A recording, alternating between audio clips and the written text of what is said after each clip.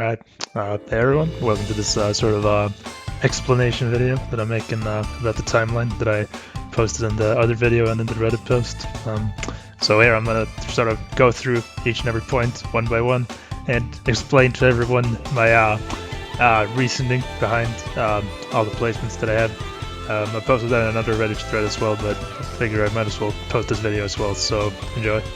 Alright, so first of all, I thought I might as well also mention that some of you are probably going to think these things are a little bit controversial, since they don't accept retcons really as real metric. Instead, I try and look at like all the sources and figure something out from that. I'm not saying it's the best way of doing it, it's just the way that I found most fun, I suppose. And I do think it is sort of legitimate in a way, I guess. So anyways, here we go. Starting at the beginning of the timeline. Alright, so at the start here, we got 1,000 years before the start of Shippuden. We got the birth of the Sage of Six Paths, and that's because it's stated as such in the 4th data book. I think it's might be mentioned in the manga from time to time as well, but I haven't seen any of those references, so I just took the one from the data book there, 1,000 years before start of Shippuden. Then we have 110 years before the start of Shippuden, which is the birth of Madara and Hashirama. And the reason why I say that is because Hashirama has essentially, he doesn't have a single gray hair at the time of his death. It's all black there. So therefore, I assume he is at most 59 years old. I can't really see him as any higher than 60 when he dies. So that's why I put him there, based on this death date. Then we got 106 years before the start of Shippuden. We got the birth of Tobirama. And that one's, the evidence for that one was actually pretty weak, so it's maybe not that good of one to start with, but essentially he seems to be about that much younger than Hashirama. I promise, though, the reasons for these will get better. So at 91 years before the start of Shippuden, we got the birth of Kakasu, and that's just as stated in the data books as well. And then at 85 years before the start of Shippuden, we got Hashirama gets married. That's 30 years before his granddaughter Tsunade gets born, which to me seems reasonable. And at 84 years before the start of Shippuden, we got the birth of Shio. And the reason why I placed it there is because unless we assume that like both her and like her daughter or stepdaughter had kids when they were like 18, she would have to be like at least like 45 years older than Sasori, I think. So, you know, if we assume that, you know, she's his grandmother, most grandmothers are older than that, but I think that like 45 years is like the lowest age that we can assume for her, and this still means that we have to make an 11-year-old deviation from the data books, but I feel justified in doing that just because, you know, we don't want like 2 mothers in a row to be 18. Feels kind of weird. At this point they still have to be like 22 or 23, but I just felt like that was like the least deviation from the data books that we can make with this still making sense. So she's 45 years older than Sasori with being born here, and that's an 11-year deviation from the data books. And then we got Onoki, who at 83 years before the start of Shippuden is when he's born according to my timeline, which is stated in the Boruto manga. In the Naruto data books, according to them, he should have been born 4 years later, but we treat the Boruto manga as mattering more than the data books, even though it's Boruto. We always try and place the manga before the data books in this timeline, and it also makes a lot more sense in my opinion considering the following events. Right, so then at 77 years before the start of Shippuden, we got Konoha is founded. And we know that Madara and Hashirama had been fighting for some time as leaders of their clans at this point. Like they've been, you know, rivals, and they haven't only been rivals, they have been rival leaders of, you know, Senju clan and the Uchiha clan. And in order to be leader of your clan, you don't just have to be strong, but also like best case, you want to be, you know, a wise authority figure of some age. So, you know, because of that, I don't think it really makes sense to assume they'd be any younger than about 26 or so before they begin, you know, leading their clans, so to speak. And considering that we know of them fighting as leaders of their clans, I also think we have to place like no less than like 7 years between them becoming clan leaders and LA. And therefore we arrive at the Leaf being founded no later than 77 years before the start of Shippuden, and that's, I think, it's the latest we can place it. Alright, so after that we got 70 years before the start of Shippuden, where we have Madara meeting Onoki and Mu. And I don't think Onoki can be any younger than 13 here. We want this event to be as early as possible as well, because the first Mizukage and Tsuchikage have to be dead before the first Ninja War. And because there's no real big wars before then, thanks to Hashirama, we can assume that they died of old age. And because of that, we want the 5 Kage Summit to be as early as possible, so that they can die of old age as early as possible. And this means that we have to place essentially everything that happens before that as early as possible. And that's also why we try and place the Konoha is founded there, where we put it. And that means that, you know, which would be 70 years before the start of Shippuden, since Onoki would have to be at least 13. Alright, so in 68 years before the start of Shippuden, we got Madara leaves the Leaf. And I still seem to show, you know, quite some loyalty to the Leaf at its dealings with Mu and Onoki, though somewhat disgruntled. I think we can have to place at least 2 years before these events. And there didn't seem to be any plans of deserting at that time. Perhaps some thoughts, though. So at least, like, his external plan seemed to be rather the opposite, even though maybe he was disgruntled on the inside. So we placed 2 years between these events. Alright, so at 6 to 7 years before the start of Shippuden, we got Hiruzen is born. And this deviates 4 years from the data books. And that's because, you know, we see Hiruzen in the flashback where he's made Hokage. And at this point, he definitely looks like a teenager and not like he's in his 20s. We also have the flashback where he starts training the Sannin, and he looks significantly older in this flashback. And so there essentially has to be like 2 years or so between these two events. And for him to have been like 23 in the war and then like 25 when he starts training the Sannin just does not make any sense to me. He has to have been like a teenager in the war, just absolutely based on the way that it looks. So I don't think we can really make him any older than 18 at that point, considering like it kind of makes sense for him to have been 18 in the war at that point then, and to have gone to 20 years old in that other flashback. So because of this, you know, and because of facts stated later, the first war also, you know, it can't take place early enough for Hiruzen to be stated age, so the 5 years is likely the least that we can stretch his age, with him having to like look like a teenager at most, then like 18 in the war, and then being like 20 after the war when he starts training the Sannin. Alright, so 6 to 7 years before the start of Shippuden, we got Hashirama collects the Biju. Totally a coping mechanism for Madara leaving. Also, we want to place it as early as possible because of the 5 Kage Summit, and therefore we can say the QB is like the last one he gets from the Madara fight. So he collects all the 8 first ones, and then when he fights Madara, he gets the QB. And him putting Tobirama in charge for a while also would allow him to lay sort of the foundation for some of the anti-Uchiha stuff.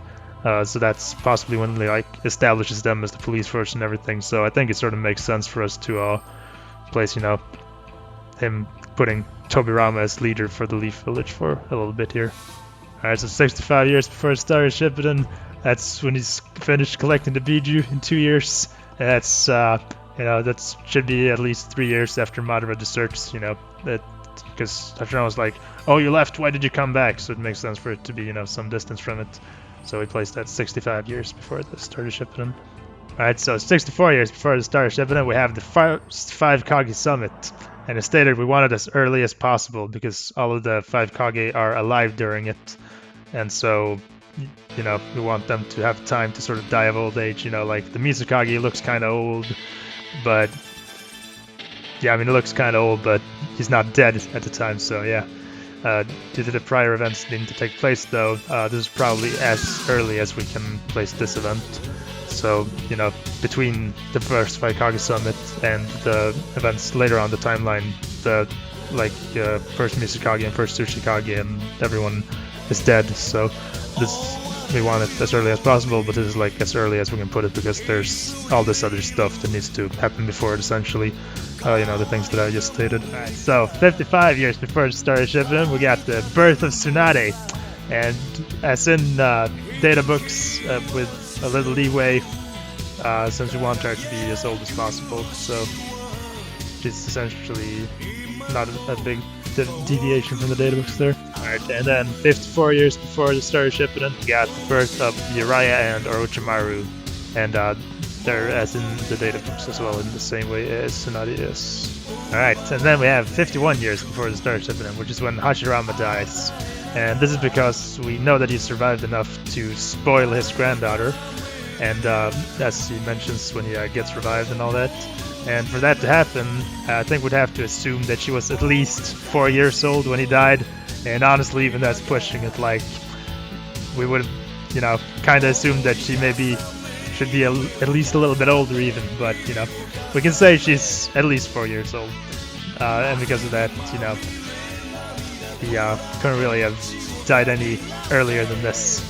And we also know that he died before the first Great Ninja War, since otherwise he would have stomped everyone.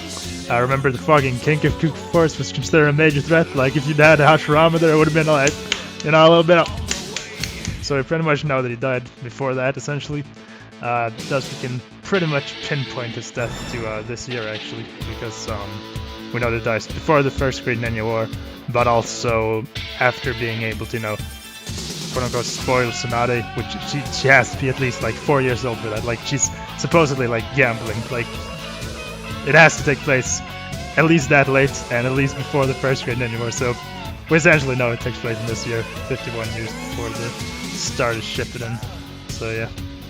Oh no! Not only do we know though that it takes place before the war, but we know it takes place like 2 years before the war or something, because Tobirama, he had to be Hokage for like a little bit in peacetime, otherwise it makes no sense. So, you know, we got a little thing here called Tobirama is made Hokage and the first Great Ninja War in my script. And it makes a lot of sense for this to be like right after Hashirama dies, you know, with the war starting, but not really directly after the war starting, because, you know, Tobirama, in order for him to really push those anti-Uchiha policies, I feel like there has to be like 1 year, or at least like 1 or 2 years in between him dying and the first Great Ninja War starting, so that Tobirama can be Hokage in peacetime and push some of those policies. And it also makes a lot of sense, though, for the war to start pretty soon after he dies, because like he was on keeping everyone together. He dies, everything goes to shit, and the war is on. So I placed 1 year again between those events, because Tobirama would have to have been acting as Hokage for a couple of years, but I still wanted to be like as close as possible to Hashirama dying, essentially. And not only do I want it to be as close as possible, but it also makes a lot of sense, honestly, if you look at like Tsunade's age, Hashirama's age, and like whatchamacallit, like when the war is supposedly taking place and all that. So it actually adds up quite well in both those regards, that like Hashirama dies and we have 1 year of Tobirama being Hokage because he has to have those anti-Uchiha policies being set in, and then we have the start of the war, so it makes sense sort of both those ways almost. Alright, now we got the big explanation of the first Great Ninja War. So, we know what happens after Hashirama dies, right? Which also means we know it happens while Tsunade is alive. And we want it as early as possible, because we want all the time lapse that we can get in between these wars. Now, because, you know, the thing is, because we know that it happens after Hashirama dies, because otherwise he would have... And because that means it happens while Tsunade is alive, that means that, like, it happens 50 years before the show starts, essentially. Which isn't that long to have 3 world wars. So, we don't really want it a little later than this, because we want as much time as possible in between the wars. Like, from a common sense perspective, it's already a stretch to believe it happens this late, because as you'll see, we don't have a lot of time in between these wars. So, we want to really just put as much time as we can get in between them, which is part of the reason why we want this to be as early as possible. Not only that, but also it happens right after Hashirama dies, so it makes a lot of sense. And we also want Hiruzen's age to be as close as possible to his databook age. We can't really get as close as we would want, because we want some time in between the wars, but, you know, you gotta do what you gotta do. So, since in the fourth warp, like Mu and the second Mitsukage think it's Tobirama who summoned them, we can assume that they died before Tobirama did. And because of this, we can assume that they died in the first war. This would also give them, putting them in the first year of that would also give them at least some time as the strongest of their time, as they're called. And it seems like the first war is one where the Kage were fighting on the front lines, so we know that it makes sense kind of for them to fight each other and died in this war, so to speak. And also, because we put it in the first war, it means that when Hashirama dies, everyone sort of knows, oh shit, the second Mitsukage and Tsuchikage, they're the strongest now. And so when the war breaks out, like at the start, they're really like doing a lot of stuff, and they're really, claiming the titles of, oh, those two are the strongest of this war. And then, they obviously have to die before Tobirama goes still. Alright, so we have the combatants of the first Great Ninja War. So, because of the above, we can assume that the Mist and Stone Village were on opposite sides. The Sand Village is trash and doesn't matter, which I will explain somewhere else. Even so, we can assume that all 5 great nations participated in all the great wars. We also know that Konoha fought the Cloud Village. The fact that a Leaf and Stone had the alliance from Madara also lends some credence to them being allied. And on top of this, we know that the Sand Village fought against Konoha in the second war. This is important because of this, we know that the Leaf did not vassalize them in this war. And the Sand Village was definitely vassalized because they're very bad. And we know at the start of the show, the Sand Village is they're like in the Konoha hegemony essentially. Like all these other minor powers that Konoha has sort of taken into their sort of web of so-called alliances. Really, it's like it's a hegemony, like Macedon or America. So because we know the Sand Village, they had to be vassalized already because they're so bad. So because of this, we know that Konoha, must have vassalized them in the second war. So then someone else must have vassalized them in the first war, and the only other power that could have done that is the Stone Village, which is why they fought with the Leaf in the second war. So, the Stone Village, they vassalized the Sand Village in the first war, then the Stone Village and Sand Village are, on the same side, fighting against the Leaf in the second war. And that's why we see both of them, fighting against the Leaf in the second war. And then the Leaf vassalizes the Sand Village, and then they're vassal in the third war, and then the start of the show and everything. So, this lends more credence to the Stone Village having been on the winning side of the war. Since at the start of the show, the Stone Village also seems to have been in a fairly strong position, and it makes sense for them to have been on the winning side in at least one war. So this is why the Stone Village and Leaf Village winning this war together makes sense. So, they're both fighting, against the Cloud Village in this war. And, as I said, it makes sense for all the villages to be involved. And yada yada yada, makes sense for the Mist Village to also have been on the Cloud Village side. Now, the Hidden Waterfall Village also would have been a major player at this part, because they were given the 7 tails, whereas the Sand Village got the 1 tails. Because of this, they make sense that people would have been afraid of them and feared them and stuff. So you got the Cloud Village, the Mist Village, and the Waterfall Village. They're like, oh, we're like the big boys, big players in this scenario. We can take down the Leaf Village. Hashirama just died. What do we care? And so they invade the Leaf Village and the fucking Stone Village, and that's what the war is. And the Sand Village is also there, but they don't matter. And because the Hidden Waterfall Village, they got the 7 tails, and the Sand got the 1 tails. And because the Waterfall is not at all a major player when the show starts, and they even talk about the former glory at one point, they are placed on the losing side of this war. And the assumption is that the Stone Village vassalized the Rain Village and the Sand Village as they fought against Konoha in the second war, whereas in this war, Konoha forced the Grass Villages and the Hidden Waterfall Villages into the Hidden Leaf hegemony, as we call it. Or maybe the Grass Village was already on their side. It's undecided. the rest of the assertions in the video about the First Great Ninja War are heavy conjecture, actually. Kingaku and Geku, though, they supposedly attacked Tobirama during the Second Raikage during the peace negotiations that were going on. Though the translation is a little bit unclear there. It might have been alliance negotiations, but I think some of them say peace negotiations, so we're assuming that that took place during the war. And since Tobirama dies in this war and becomes Hokage right before it, it has to be in, the First Great Ninja War. And it's put in this year because Hiruzen's group should need some time in the limelight, essentially, after Tobirama dies. And in order for them to have some time for that, I put this event, and all the other events sort of earlier than it, because it has to take place before it. And because it's rather early, I ascertained that a blitz took place. And then, since the second Mizukage doesn't seem like genocidal psychopath, and it seems like the third Mizukage essentially led the village for the entire Blood Mist period, I ascertained that he essentially was the Blood Mist village, the third Mizukage, that is.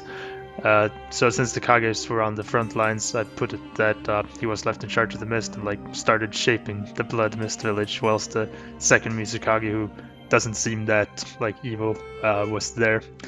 Either that, or the second Mizukage put someone else in charge, and then when the second Mizukage died, there was a coup by the third Mizukage or something like that.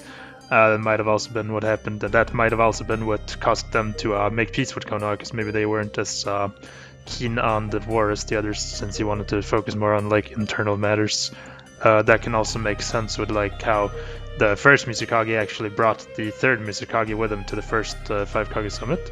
So it might have been that they sort of had that more brutal streak, and then the second Mizukage came around and made it sort of a bit less evil and stuff like that, but he still was in favor of waging war against the other villages, because he can be a bit hard, but not that level of as the other ones, essentially. So he wanted to wage that war, and then he waged that war, and then he dies, and the third Mizukage is I don't want to wage war, I want to kill my own citizens, and so he does that or something. That might have also been what happened, either that or as I make it dumb, and he fucking started shaping it whilst the second Mizukage was off. It's not really that clear, but those are some possibilities anyways for what might have happened there.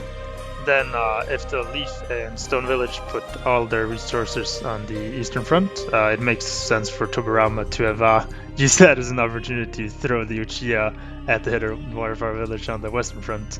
After all, they were the police force and may have been forced to stay behind there. Either way, it makes sense for them to attack them in that case. And for Tobirama to have planned that with epic defenses like Uchiha Genjutsu and stuff would totally have been great and awesome and epic for defense. It could keep them in the Genjutsu for a while, and then that can be used as a defensive war tactic in some way. It makes complete and utter totally makes sense in every way imaginable. Totally. And then so basically I put this because in order for the peace negotiation thing where Kingaku and Genkaku attacks to have taken place rather early in the war, that means that we have to have had a blitz that Tobirama makes against the Cloud Village for that to really make sense.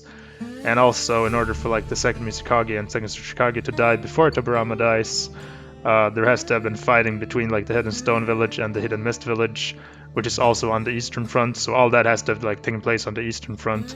Meanwhile, it then makes sense for the Hidden Waterfall Village would have gone against Konoha on the western front.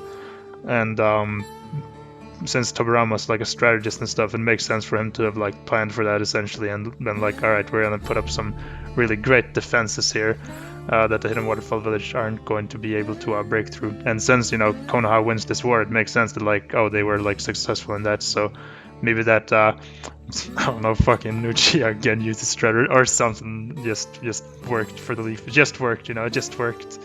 And so the Hidden Waterfall siege or whatever they did towards the Leaf, it wasn't able to get through their defenses, so to speak.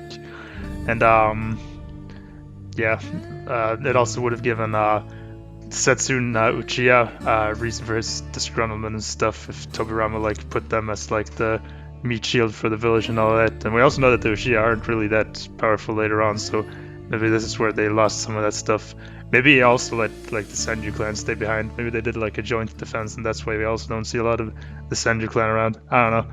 This sort of makes sense. I feel like for for like there to have been some sort of defensive effort there on the Western Front, and totally makes sense for there to have been a lot of Genjutsu involved. That's absolutely not a stupid thing in any way whatsoever at all. At all. Totally not. At all. And all of this is again so that before Tobirama dying, so that Hiruzen and his crew have time to like do stuff. After this, it gets pretty impossible, though, even with my heavy conjecture to say exactly what happened. So I just say they became war heroes, though them doing stuff should, again, take some time. Because, you know, like, everyone's like, oh, he's like the professor and stuff. So, like, there should be some time after Tobirama dies in the first grade and anywhere, I feel like. Which, again, is why I place all this stuff happening before it, essentially. So that Hiruzen and crew have some time to do stuff, as I said. So you should listen the first time, so I didn't have to say the second time. Alright, sorry. Towards the end, though, it makes sense for the Third Raikage to stage a counter-revolt against Kinkaku, Genkaku, and the Hardliners. So earlier I state that Kinkaku and Genkaku in the peace negotiations essentially take control of the Cloud Village from the second Raikage. So like the second Raikage, he wanted like peace negotiations after the Hidden Leaf Blitz, but like the Hardliners and Kinkaku and Genkaku are like, no, we don't want that, and so that's why they attacked peace negotiations, and they then it's assumed in this timeline that they take control of the Cloud Village, which is why there's also like the Kinkaku force and stuff even after that in the war, so to speak. And since though this is towards the end of the timeline, or in the First Ninja War, we know that, you know, the Third Raikage gets reinstated, and we also know that Kinkaku and Genkaku know that the Third Raikage is the Third Raikage because they state that in the Fourth Great Ninja War. So he likely would have seized power towards the end of the war and then like executed them or something along those lines. And then after this, they likely went over to Konoha's side, which also creates a precedent for the Cloud Village switching sides, which we know they do in the Third Great Ninja War. So it sort of makes sense. They're sort of like Italy in that regard. So we have like precedent in both the First and Third Great Ninja War for all the switch sides. So that makes sense. That totally adds up. And so everybody except for the Mist then get together and sack the Hidden Waterfall Village as one big happy family. Which explains a bit about why they're so much less powerful at the start of the show than when they were able to get the Seven Tails, you know, without being a great nation. Though it's likely that the decline would have only started with an event like this, with them later falling behind the times and stuff as a smaller village, etc., etc. And then the other powers sign a peace deal with Hidden Mist Village, or they possibly even do that before when like the Third Mizukage becomes a lot less enthusiastic to keep the war going than the Second Mizukage was. And yeah, so basically it's the war is like mainly Tobirama does a blitz against the Cloud Village. Second Raikage wants to give up, but like the Hardliners, possibly backed by the like Second Mizukage and Hidden Mist Village, stage revolt and that, and then like Konoha's fighting them, but then the Second Mizukage dies, and like the Mist Village becomes less willing to keep the war going. So then it's mainly like Konoha fighting against like Hidden Cloud Hardliners and Kinkaku and Genkaku and all of them, and also the Hidden Waterfall Village, and then like Third Raikage stages a counter revolt, and then they sort of join up with the Hidden Cloud Village, the Mist Village. They sign a peace deal because like the Third Mizukage is like, oh, I don't really want this war, I want to oppress my own citizens, and then they go like and sack the Hidden Waterfall Village.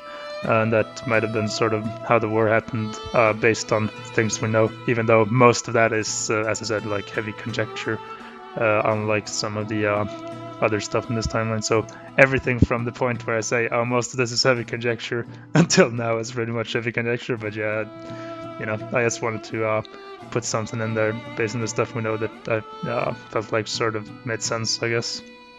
And all right, so and that's as of course we also know, Hiruzen trains the Sanin, and when he gives them the belt test, he looks clearly older than he did when he became Hokage, as in very clearly. And the Sanin themselves are also certainly no younger than 6 at this point. I understand they look older, but we can all agree they are at least 6 years old. They'd be younger than that during the war, though, so, you know, that's why Hiruzen is treated as having taken a break from being Hokage and trained them after the war. Because, you know, he has to be, like, he very, very, very clearly looks older in the scene when he, like, trains the Sanin than he does in the war when he becomes Hokage. So we have to assume that he's, like, at least 20 years old, just based on the way that he looks. We said that he looked like 19 in the last part, he looks 20 now, you know. Some people, though, they do go through that change when they go from 19 to 20. And I feel like that's almost like that's the only 1 year age difference that could possibly make sense for Hiruzen to have gone through with being 19 to 20 in this 1 year period with looking that different. So that's sort of why we give him this age.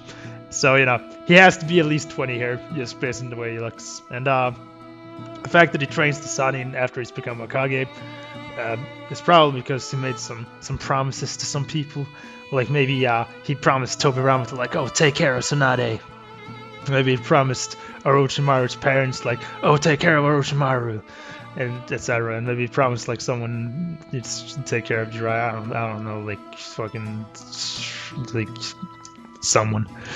Alright, so, you know, it makes sense for him to have done this, like, directly after the war, since, like, that he had a lot of responsibilities then, and then he's like, oh, I need to take care of this thing done, so you take power while I train these people. And then, you know, he resumes his position as Hokage after that, essentially. And if so, maybe he even, like, fought on the front lines in the war, since he was probably a war hero. And, like, at some point he was like, oh, Danzo, you gotta go back to Konoha while fucking me and Kawagi or whoever finish this war up. And Danzo's like, okay. And then Danzo, you know, goes back, it's in control of the leaf, and then he sort of lets him extend that being in control of the leaf until he reassumes the position when he's done training the Sanin. Him letting Danzo be in charge for a while also makes sense, in my opinion, because it would have really given time for those Uchiha, anti-Uchiha policies to set in. Just, you know, Tobirama might have, you know, been in charge of the Leaf Village, possibly, while Hashirama was out hunting the Biju, but he was only active Hokage for, like, 1 year in this timeline, and honestly, it's hard to, like, even place him as having been Hokage any longer than that. Because, you know, again, we want as much time between these wars as possible, and also some other reasons. So it makes sense for Danzo to have, you know, pushed those policies for a while so that they can really set in more than just that 1 year. And it will also give Danzo some time to sort of establish root. And he may even have established the entire Anbu system here, since we don't exactly see it before this point. That's headcanon as fuck though, so it's I didn't include anything about Danzo forming the Anbu here in the actual timeline, but I do think that's this theory that maybe this is where, like, Hiruzen leaves Danzo in charge for a while and Danzo establishes the whole Anbu system when that happens. So then in 44 years before the start of Shippuden, we have, you know, Hiruzen gets back from having trained the Sanin. And, you know, seems like a reasonable time for him to have trained them. After all, he has his Hokage duties to attend to. And the fourth Raikage being born here is according to the data books. Alright, so at 43 years before the start of Shippuden, we got Minato being born.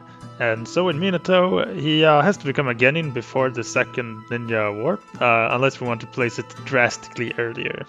And if we place it earlier, we have to age up characters like Nagato and Sasori way more.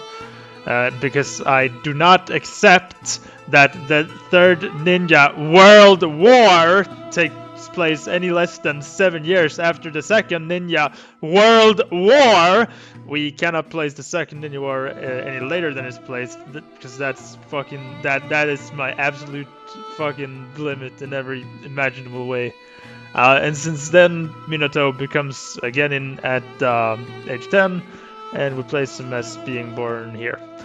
This means he's 10 when he trains with Jiraiya for a year, 18 when he becomes sensei to Team Minato, 25 when he becomes Hokage, and 27 at the time of his death.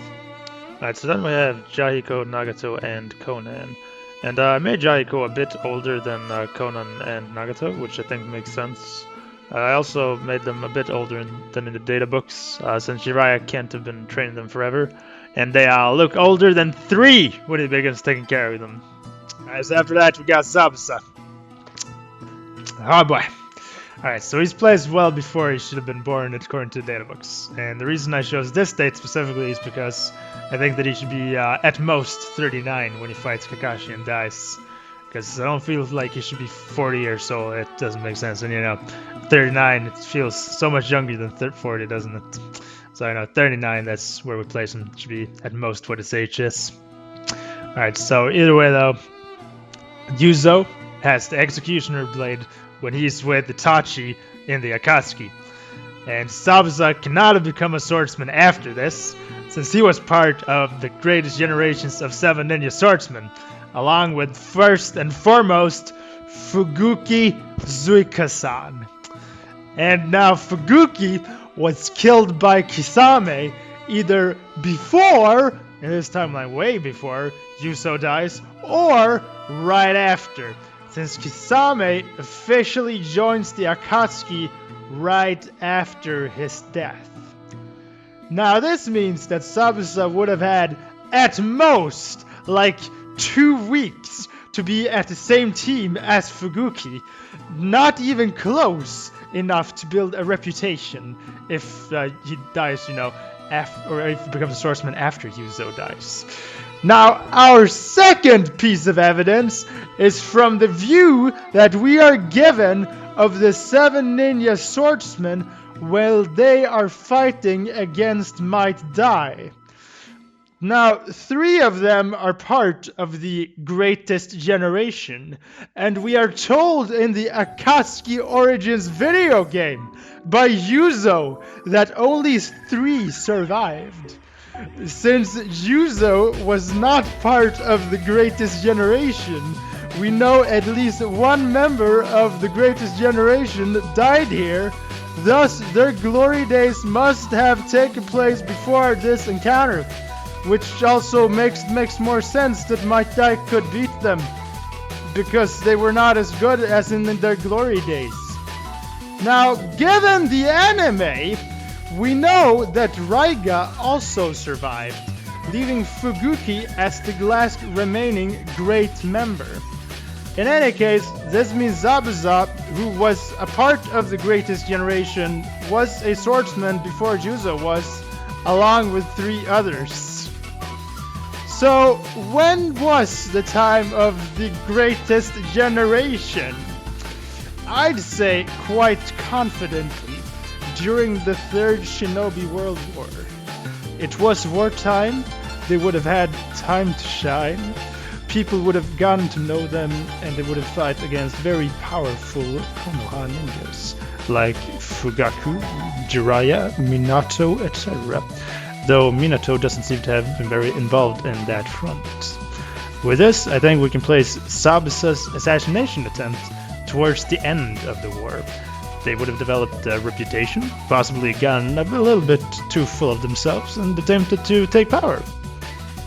This also means that, in my opinion, it was actually the 3rd Mizukage they attempted to assassinate, which is differing from the conventional take that it was either the 4th or 5th. It also makes sense, IMO, that the other dead swordsmen were in on it, just as they died and Zabuza got away, and I'd like to imagine that when he left the Executioner's Blade, he left it behind disguised as a replacement jutsu of his own body, imagining the Mizukage's men going like, "Kaso!" and finding it, LOL. Either way, if Sub became a swordsman before the Third War, I'm assuming he'd have to be like at least 18 when it broke out. Say it was like a Genin at 9, a Shunin at 11, Jonin at 14, and a swordsman at 18. Something like that, because a quicker curve than that sort of seems dumb, in my opinion. Now, the reason that his assassination attempt isn't at the very end of the war is that I feel they need time to get to know Haku before they attempt to get the Executioner's blade back. And he couldn't have met Haku before his time as a swordsman, because Haku would be way too young, and not during it either, because believe it or not, he actually doesn't have the sword when he first meets Haku. I know, right? It's like Kishi planned this all out or something. It's absolutely what happened. It's all intentional. And another reason why he has to be older is the Kaguya Rebellion. As we know, Sabuza and Haku meet Kimimaro here. And the Kaguya Rebellion, meanwhile, has to have taken place before Orochimaru leaves the Leaf Village. And since he leaves over 10 years before the start of the show, 11 to be exact, according to Itachi's light novel, that means the Sabuza and Haku have to make their little excursion a while before that. I'll go more into it when discussing Orochimaru's adventures in depth. Anyway, the funny thing about the Kaguya Rebellion is that here, Sabuza actually does have the sword. The reason for this is likely the same reason as why they're in the Mist Village and moving away from it. They went there to retrieve it. They beat up Juzo, but didn't realize that he had powerful friends, namely Obuso and Kisame. The two of them probably retrieved the sword from Sabuza, who yet again escapes with his life, probably with Haku saving her or something along those lines, and deciding the sword is off limits as long as Yuzo possesses it. But then, once Yuzo is dead, he makes quick work of getting it back, and voila.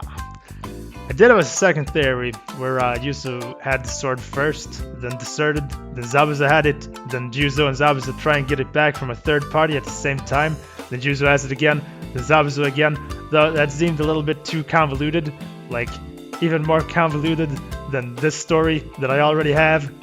So I went with this one and raised Zabuza's age a bit instead.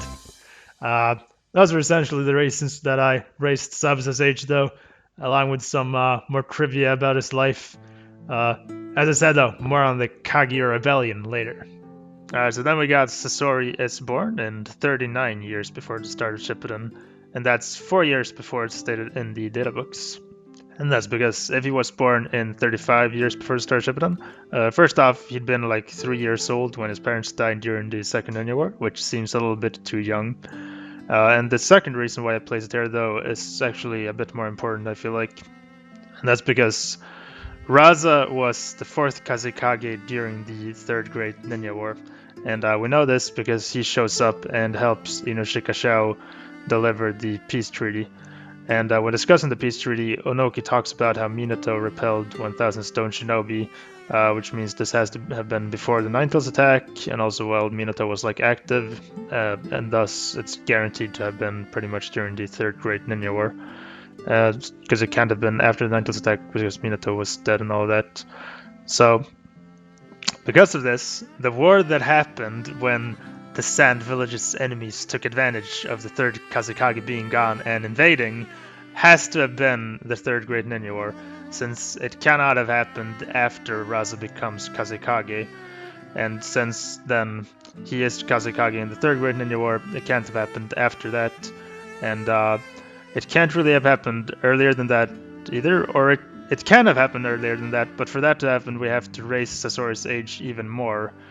So because, we know that it's Sasori who did this. We know it's Sasori who kidnapped the third Kazekage. We know it's him who killed him, and that started the war, supposedly. So that pretty much has to have been the Third Great Ninja War, because we have to stretch his and Shio's ages even more to imply it was the war that happened earlier than the third. So because of this, I raised Sasori's age by 4 years, so that he's at least 18 years old when he assassinates the third Kazekage.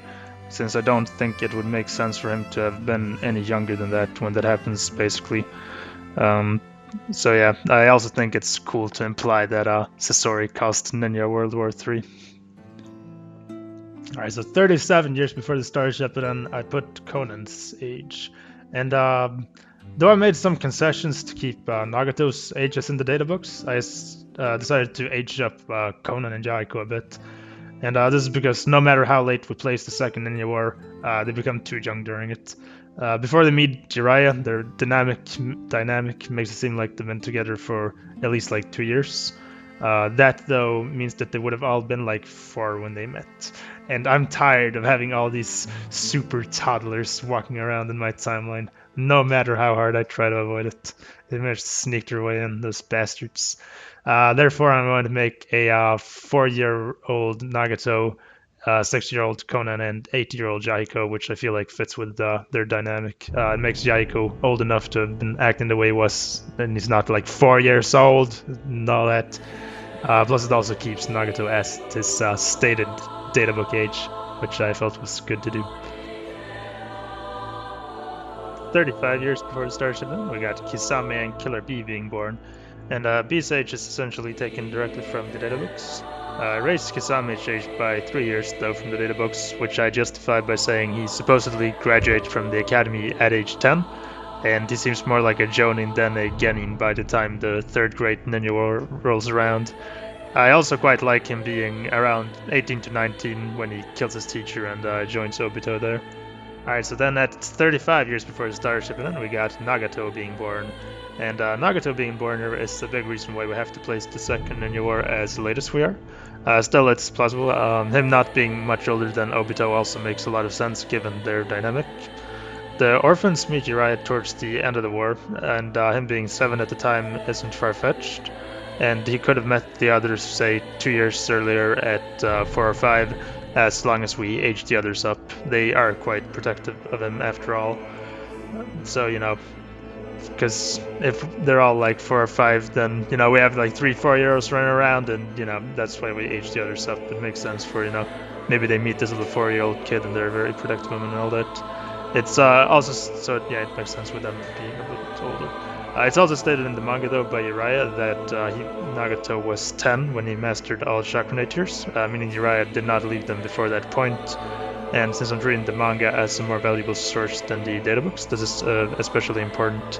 And we do know that Jiraiya was with them for 3 years, so he would have been 7 sort of when he met them, and then he could have been 10 when they left. And then, as I mentioned, he would have been like 4 or 5 when Conan and Jaiko meets him, which we don't have to change his age as long as we just age the others up a little bit for it to actually make sense.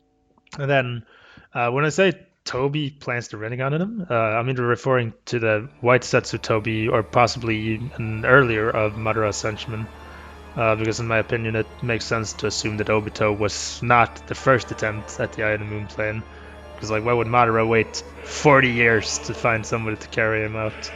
There probably was an earlier Uchiha helping him out, or even, one or more earlier Uchihas helping him out with the plan before, the plan then essentially being, to help him guide Nagato to the dark side. Whichever Uchiha did this, or it might just have been, the Setsu or whoever, but could have also been this mystery Uchiha, who probably died in that case as well, which also meant that, if he died, then Madara would have been forced to wait a while before he was able to convince Obito to become his new quote-unquote Toby. So we're, assuming that, that's just fucking headcanon though, but what I mean by it is either it was the Zetsu who did it, or it might have been, some earlier of Madara's henchmen, because I don't really think it makes sense for Obito to have been the first one who Madara tried to take under his wing or whatever. It makes sense for there to have been earlier ones as well, who just all ended up dying and so on and so forth. And then he had to turn to Obito, with Nagato sort of being the the main centerpiece of Madara's plan. He was an Uzumaki, so he could have the Rinnegan and all that, and then he probably would have used various Uchiha to try and turn Nagato to the dark side, because he knows he can do that with them. And Obito would have been then, one of those Uchiha, so to speak. Again, that's sort of headcanonish, but I think it makes sense. Makes perfect sense. Perfect sense. Again, it could be also used in sets for. Alright, then. So, in 33 years before the Starship, we got Obito being born. So with Obito, I've put him a little bit older than Guy and Kakashi. And this is first of all because Kakashi graduates from the academy at age 5, becomes a Shunin at age 6, and a Jonin at age 12. Meanwhile, Obito graduates at age 9 from the academy and becomes a Shunin at age 11. And we know that they participated in the same Shunin exam, where presumably Kakashi became a Shunin and Obito did not.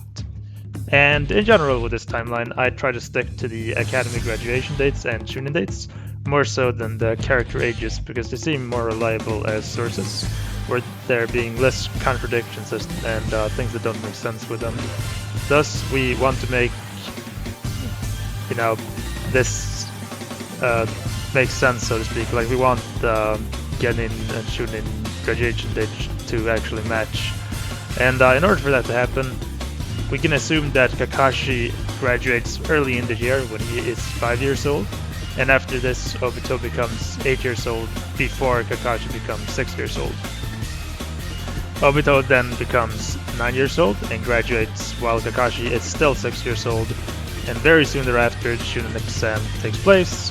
So Kakashi becomes a Shunin while still being 6, and then becomes 7 in the same year.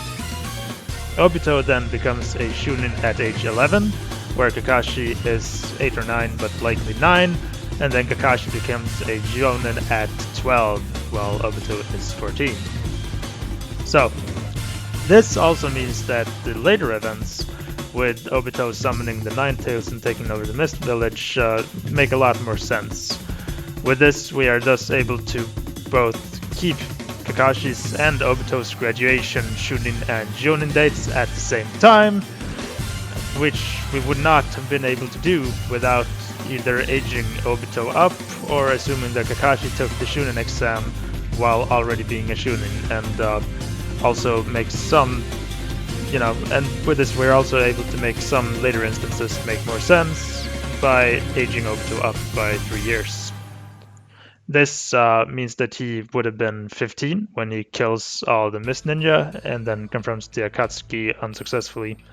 It means that he could have been 16 instead of 13 when he takes over the entire Mist Village, which makes more sense in my opinion. It means that he could have been 18 instead of like 14 to 15 when he summons the Nine Tails and Minato thinks he's Madara. Again, makes a lot more sense in my fucking book, And it also means that Minato would have had like more than 1 month as Hokage, And it also means that he could have been 21 and Nagato 23 when he confronts the other to actually join his side successfully and all that, which in my opinion makes a lot more sense than him being 18 at that time and Nagato being 23. Or even worse, with Obito being 13 and Nagato being 18, as like a lot of speculations about the timeline puts it as that Obito being 13 and Nagato being 18 when he convinces him successfully to essentially join his cause, which it makes no sense in my opinion.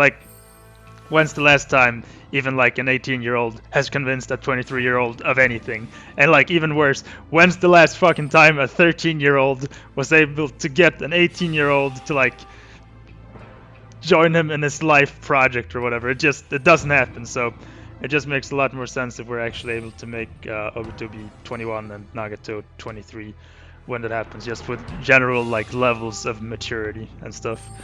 So all this then we accomplish by going by the Academy, Shunin, and Jonin dates as our sources rather than the character ages. And since the Academy and Shunin ages also seems to be generally less contradictory within the possible timeline, I've made the decision of making the timeline as it is and placing Obito's age as I've placed it. Since we're not really able to go with both the Shunin and Academy dates making sense along with the character ages, I've decided to just treat the Academy and Shunin dates as more reliable sources, since I feel like all of this is sort of like proof that those are more reliable sources, since it makes the timeline just make a lot more sense, basically.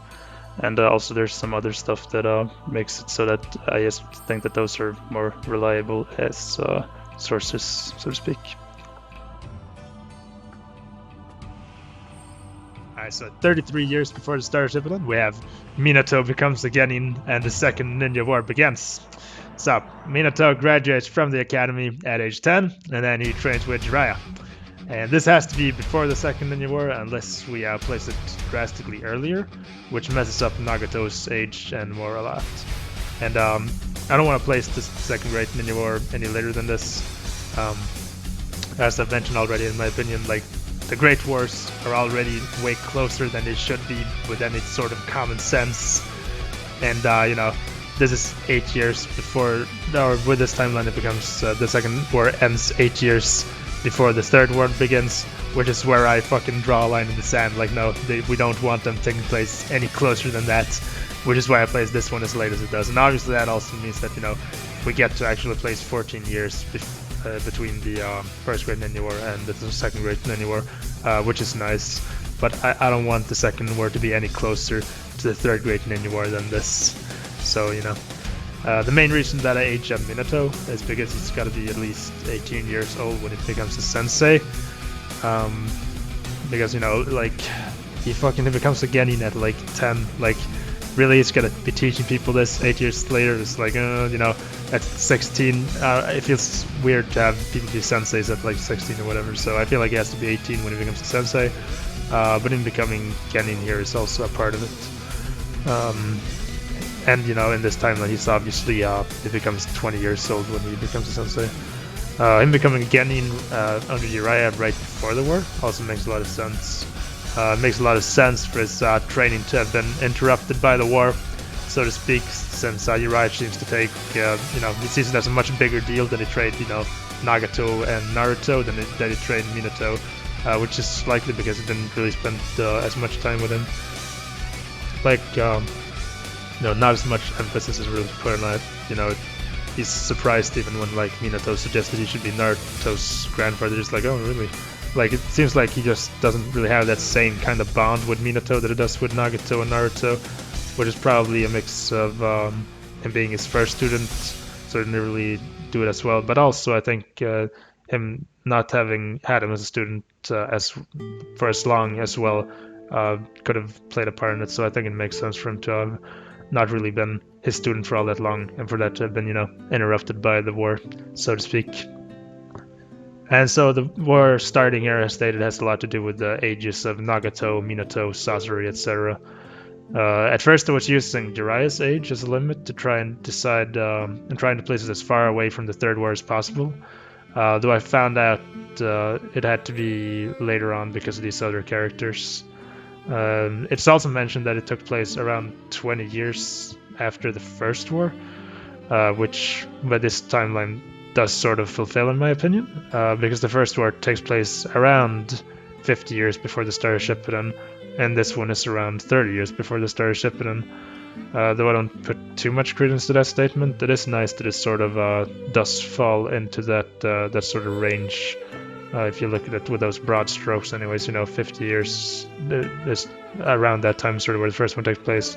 30 years before is sort of where the second one takes place. It makes sense for the characters to think of it in that way as well. So it is nice that we sort of managed to get that. But either way, to the participants. So we know that the Leaf Village fights against the Sand Village, Rain Village, and Stone Village. And this is likely because the Stone Village vassalized the Sand Village and possibly Rain Village in the last war, whereas Konoha would have then made the Waterfall and Grass Village join their hegemony. Now, Konoha winning this war is then why the Sand, Rain, Grass, and Waterfall villages are part of their hegemony, participating in the Shunin exams when the show starts. And the war may have started with Konoha invading the Rain Village, possibly because they were joining the Stone Village or something along those lines. We're not really sure of it, but like it could be that maybe like the Stone Village wanted to like break off sort of their alliance with Konoha, or maybe they didn't actually vassalize the Rain Village in the first war. Maybe they only vassalized the Sand Village, and now they wanted to like sort of integrate the Rain Village into their vassal system, and Konoha invades them.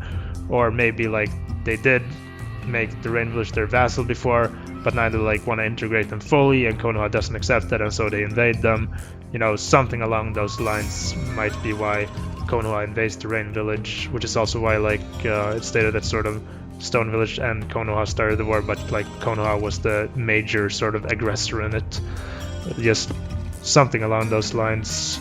Or Konoha might have just invaded anyways, because as mentioned, we know that Konoha were the ones who started it, so to speak. And we also know that Konoha was fighting against the Cloud Village in this war, because they kidnapped Kushina during this war. So we know that Konoha is fighting against the Stone Village, we know they're fighting against the Rain Village, we know they're fighting against Sand Village, we know they're fighting against the Cloud Village as well. So this then puts, you know, Cloud, Stone, and Rain villages, possibly with other vassals like the Rocks Village, underneath the Stone Heel, which leaves the Mist Village as Konoha's strongest and really only natural ally. So because of that, it makes sense that you know, we have sort of all the other villages on one side, so the only villages that can really be on the other side for this to make any sense is Konoha and the Mist Village. And though I don't really like the idea of the Mist Village having won a war, because we know that the Stone and Cloud were both against Konoha in this war, I do feel like we have to put the Mist Village on their side. The Cloud Village losing this war also makes a lot of sense. The Eight Tails Rampage, where B then becomes the Jinchuriki, happens right towards the end of this war. This is also right around the time where the Sannin meet the orphans, at which point they stated like numerous times that the war seems like it'll be over soon. And the reason why they're so confident in this, confident enough even for Jiraiya to just leave without him being seen as a deserter or anything, is possibly because they know that the Cloud is weakened and it's only a matter of time before they fall. And so since the Sannin seem to mostly have been hanging out on the Western Front, are Darkest and War Heroes, I make the statement that they captured the Stone Village around the time that the Cloud faces an internal disaster. They then run into the orphans on the way back through the Rain Village, and since all that's left to finish off a weakened Cloud Village, they let Jiraiya go off. And then on their march to victory on the Eastern Front, they meet up with Dawn, but get careless and Dawn dies, with Jiraiya absent since he's taking care of Jaiko and crew and everyone, because he's not there in that scene. And, you know. And so Tsunade leaves after this, but Orochimaru and Sakumo, and along with some other Mist and Leaf Ninja, finish the war by taking the Cloud Village, or like, possibly they just, you know, they try and take the Cloud Village, but maybe the Third Raikage stops them, and so like, but they do manage to force them into a peace treaty, so to speak. Anyways, I don't know.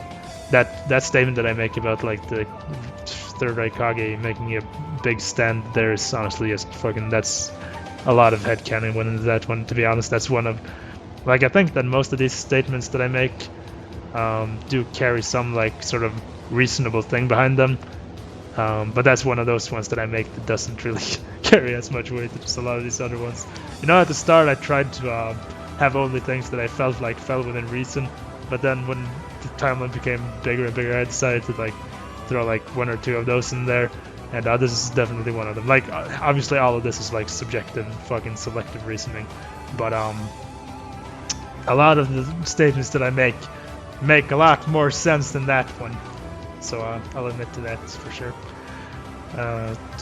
And yeah, so, you know, they take the Cloud Village or force them into a peace treaty or something along those lines, and the Leaf then pushed the Sand Village and Rain Villages into their hegemony, which is again why we see them in their Shunin exams, and the Mist probably gets some concessions from the Cloud Village as well. These may be taken back towards the end of the Third War. And then finally, a weak but fun point as to why the Leaf and Mist might be allied is the Anbu system. Because as far as we know, they're actually the only villages with Anbu. No other villages really seem to have actually like a developed Anbu system. Like, we see the Anbu a lot throughout the show, So you might think that like we see them in other villages, but we actually don't. Like if you take a look back at everything, actually the only villages that have Ambu are the Mist Village and the Leaf Village, and that's like consistent throughout the entire show. So since we're asserting that Danzo was acting as Hokage for a while and made of it have the Ambu system during that time, it makes sense for the Mist and Leaf to have been allies at the time for this system to have spread to their village. So let's say Danzo like starts, building up this new idea of the Ambu in the Leaf Village, and they're sort of allied and connected to the Mist Village, and so they get the sort of the same idea, and they sort of become the secret police running things behind the scenes, with Danzo and the third Mizukage sort of getting along and sort of running everything behind the scenes in that alliance sort of, and using the Anbu sort of as maybe even like sort of a united Anbu thing as like their secret police sort of running everything inside of the alliance. And Danzo and the third Mizukage probably also got along pretty well. So. Alright, so in 32 we got Sabusa graduates from the academy, and I placed Naoki's death rather early as well, so that Tsunade and Dan have some time to develop their relationship. Alright, so in 32 years before the start of Shippuden, we got Anko being born, and so remember how I gave this big speech that was like 10 minutes long about how the academy graduation dates and the Shunin exam dates are totally accurate in every way? Well, we're going to throw that right out the window right now, because this means that Anko would have been like fucking 7 when she participated in that big Shunin exam that everyone participated in. And according to the data books, she's supposed to become a Genin at age 10. So with her, that doesn't apply. Aren't I fair and balanced in this timeline that I'm making? Anyways, so that's because Anko has a curse mark, and she gets that before Orochimaru leaves the Leaf Village. And for that to make any sense, she basically, well, let me rephrase that. All right, so she's 7 at the point where she's in that Shunin exam, which can make sense just based on the way she looks. However, she's not supposed to be that. She's supposed to be like 10 or 11 according to her academy graduation date. But as I said, we're gonna throw that right out the window, even though I took like 10 hours to talk about how important it was earlier. But no, so there's this flashback that's it's anime only, but it's in it we see Orochimaru give Anko the curse mark basically, and because there's a lot of like really silly shit that Orochimaru has to do before he deserts the Leaf Village, we want to place that as late as possible, and the latest that we can place it is 13 years before the start of Shippuden. And that's because it's mentioned that he left the Leaf Village like over 10 years ago at the end of part 1. So, because we have to have that take place at that point, that then therefore means that Anko has to be a certain age at 13 years, or 14 years old, 14 years old before the start of Shippuden. And in that flashback, she definitely does not look older than 18. She looks like maybe like 13 or 14, but we can stretch that as we do with like everything in this timeline and say that she's 18 at that point, which again means that like her academy graduation date has to be stretched a bit, but you do what you gotta do, cause I don't think she's like 21 in that flashback.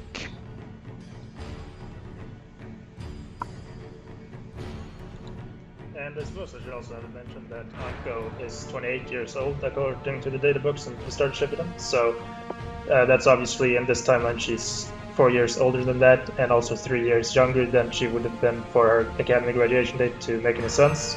So in that way you could say that I'm actually trying to do like a balancing act between those two with placing her age here, giving some precedent to her academy graduation date.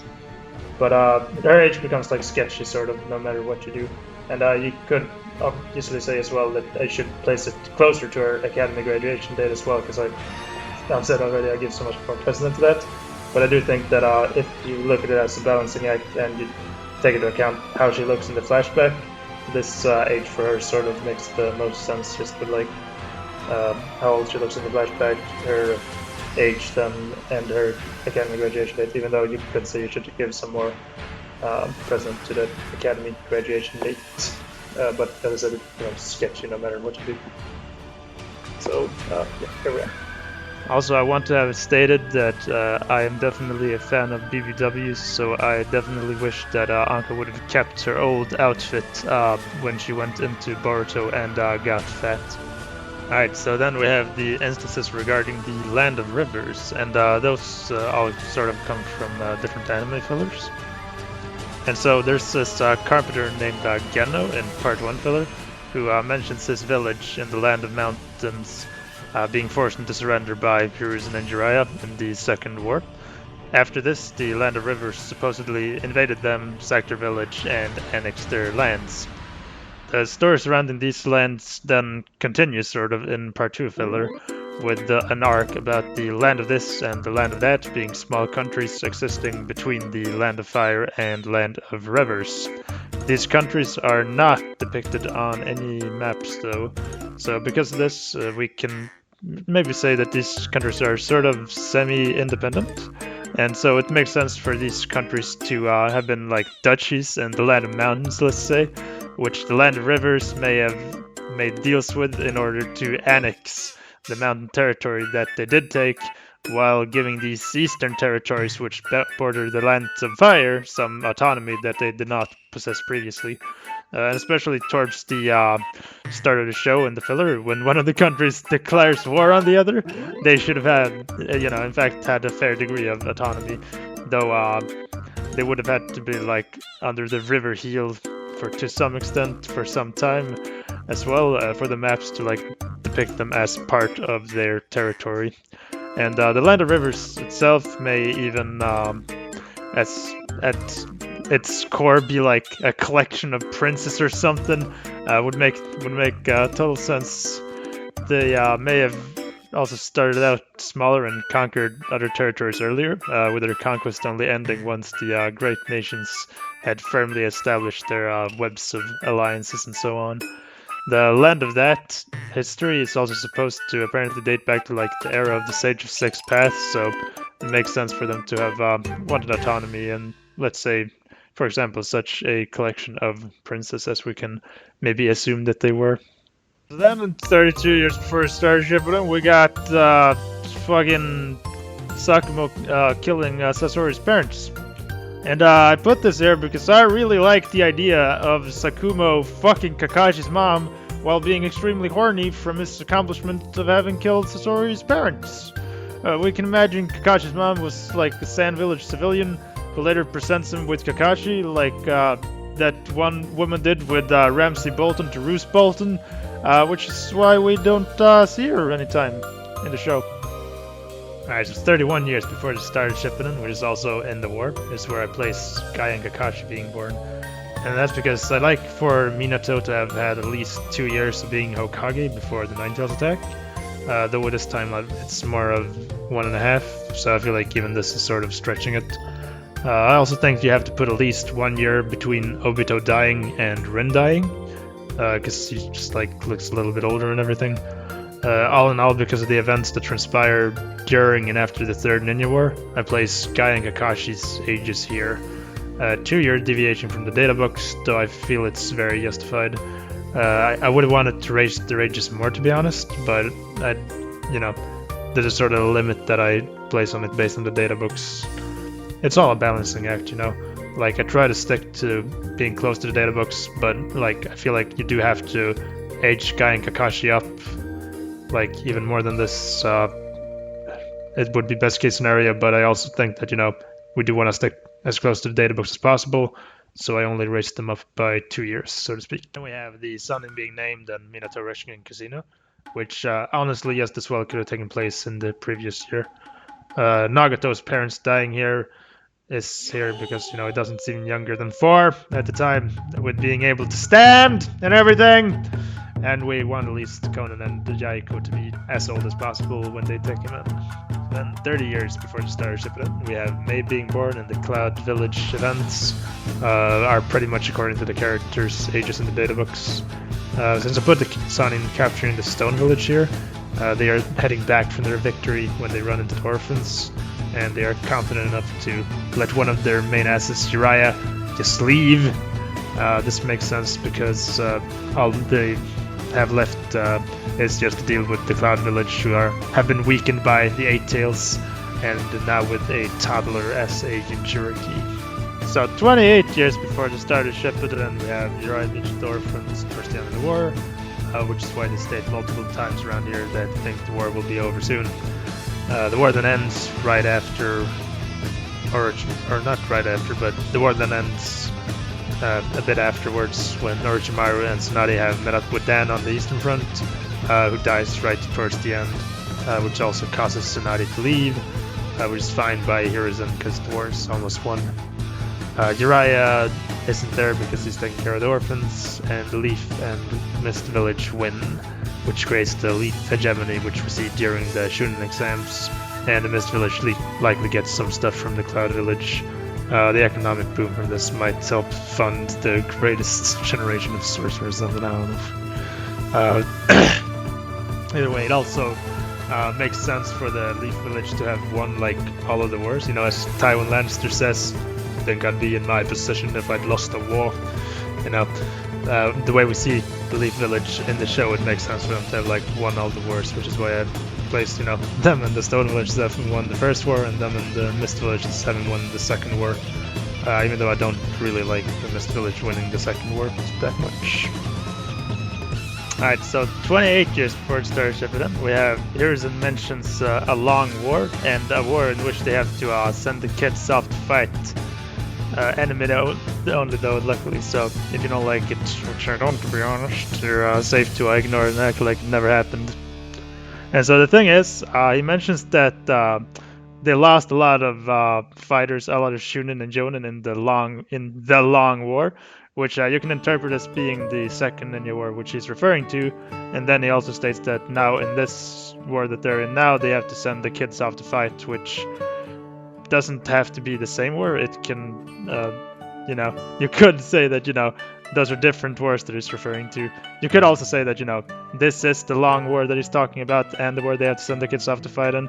But you can also actually make the case that when he says the long war, he means the second Great Ninja War, and he means that, like, this is a different war that they have to send the kids off to actually fight in. But either way, he says this around 25 years before the start of Shippuden. So, like, for the war to be considered long, it's almost like it would have had to have started earlier, which is why I think you can make the case that the long war was a different war. That was the second war. This is like a smaller war that he's talking about now, where they have to send the kids out to fight because a lot of Jonin and Shunin died in then what would be the second Great Ninja War. Either way, though, there's a war that sort of has to take place here. It was probably against the Mist Village, a sort of war between the victors, and whoever had the Executioner's blade before Zabza probably died towards the end, which made Zabza a swordsman. And the reason why they had to send the kids out to fight is probably because, yeah, as I mentioned, they lost a lot in the second war. It says that twice in my script for some reason, I don't know why.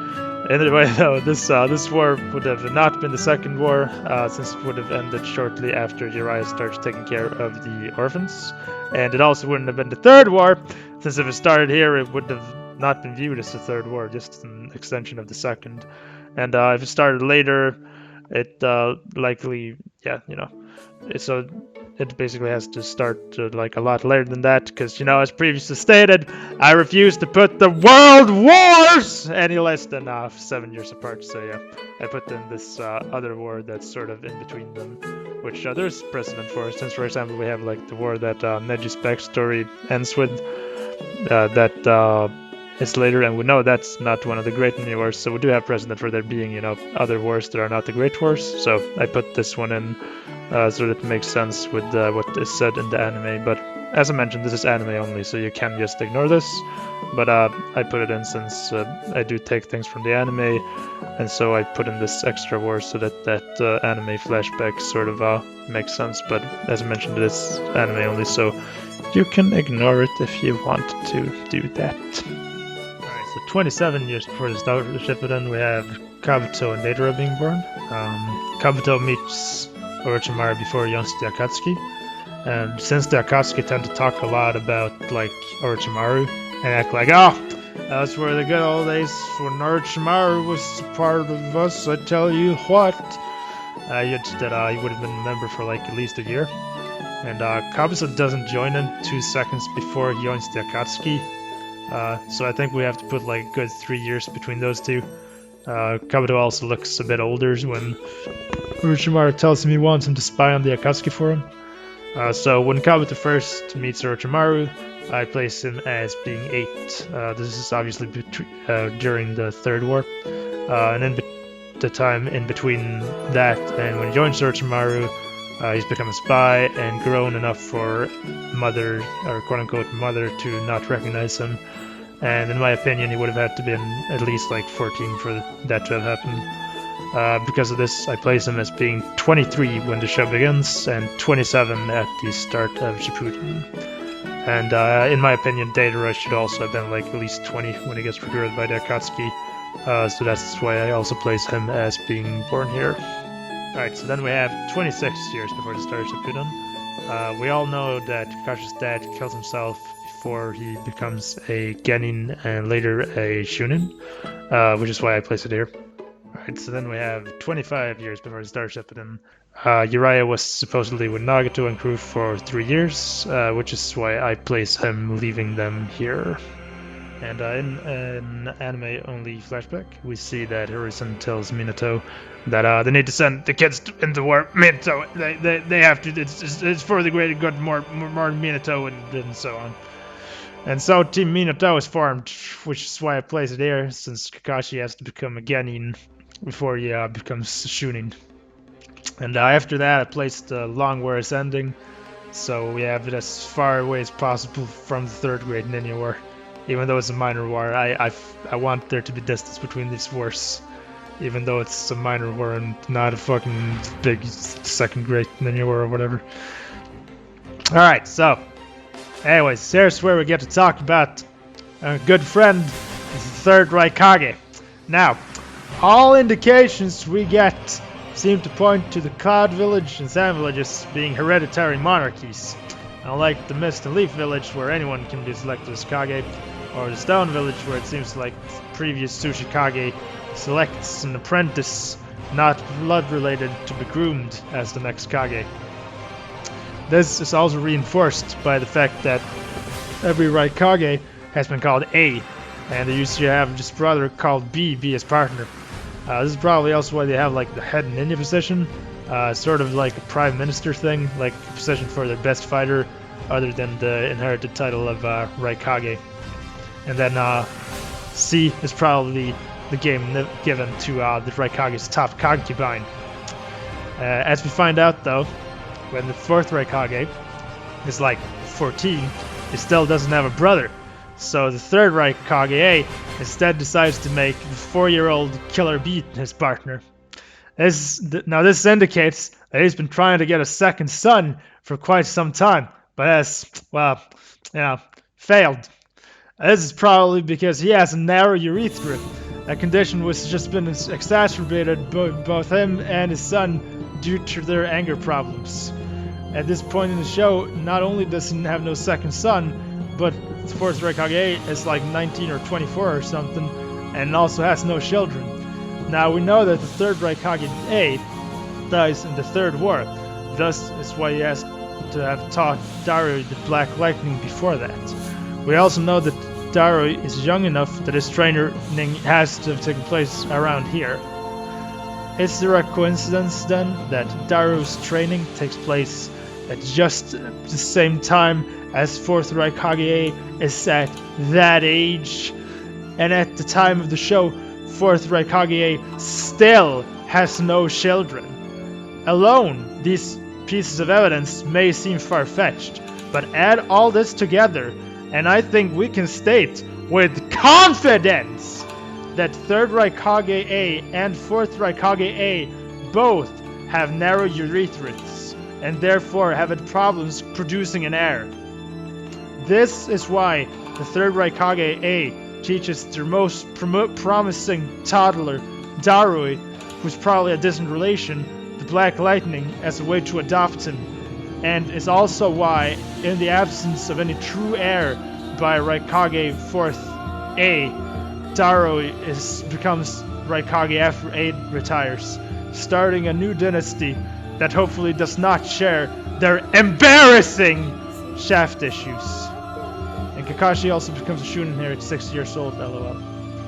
Alright, so 24 years before the start of Shippuden, though Abe begins to fare the worst in the previous year, it is here that he begins to take precautions and actually teach Darui the Black Lightning.